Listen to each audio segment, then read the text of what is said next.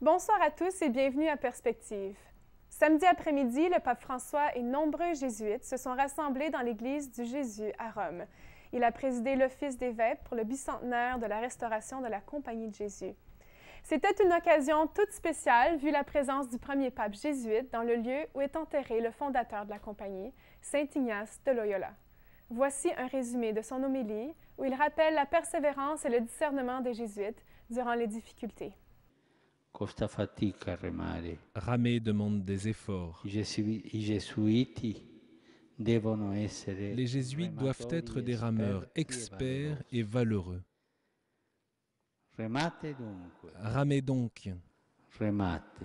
ramez, Siate forti. soyez forts, Anche col aussi vento contre les vents contrario. contraires.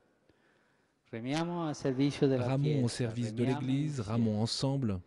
Ma mentre remiamo, Mais tandis que nous ramons, que tous nous anche il ramons, Papa aussi le rema pape rame dans la barque de Pierre, dobbiamo pregare nous devons tanto. prier beaucoup. Signore, salva. Seigneur, sauve-nous. Signore, salva Seigneur, il tuo sauve ton popolo. peuple. Il Signore, anche se Le siamo Seigneur nous uomini sauvera même peccatori, si nous sommes des hommes de peu de foi, peccatori, ci des salverà. pécheurs. Il nous sauvera. Espérons dans le Seigneur, espérons toujours dans le Seigneur. Ce fut le cœur de la célébration d'Action de grâce célébrée ce samedi après-midi par le pape François dans l'église du Jésus à Rome, 200 ans après la restauration en 1814 de la Compagnie de Jésus fondée par saint Ignace de Loyola. Une célébration particulière présidée par le premier pape jésuite de l'histoire, au cours de laquelle ont été renouvelées les promesses solennelles et rappelées la vocation de la Compagnie, discernement, mission, service et confiance en Dieu. Au cours de son homélie, le pape François a rappelé l'attitude du père Ricci, le dernier général au moment de la dissolution, qui a vécu ce moment avec ses frères dans un esprit de charité, d'obéissance, de patience, de simplicité évangélique et d'amitié avec Dieu. Le tourment, a dit le pape, s'il se vit à la lumière de la miséricorde, nous purifie comme le feu. Dimanche matin, le pape François a célébré, place Saint-Pierre, la première journée mondiale des personnes âgées. Entouré de familles, grands-parents et petits-enfants, le pape a exprimé lors de la messe comment l'avenir d'un peuple dépend du dialogue, d'une rencontre entre les générations.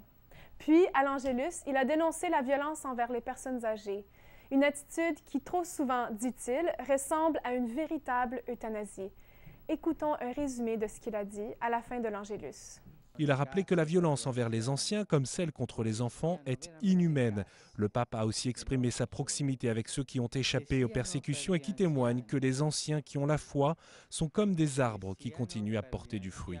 Le Saint-Père a pensé aussi aux anciens d'Albanie, pères et mères de foi, en donnant la foi à leurs petits-enfants, baptisant clandestinement.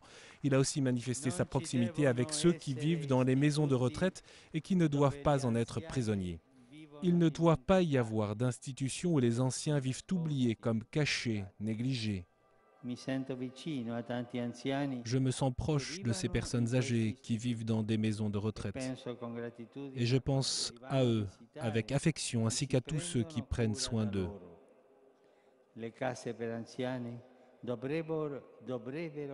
Les maisons de retraite devraient être des poumons d'humanité dans un pays, un quartier, dans une paroisse.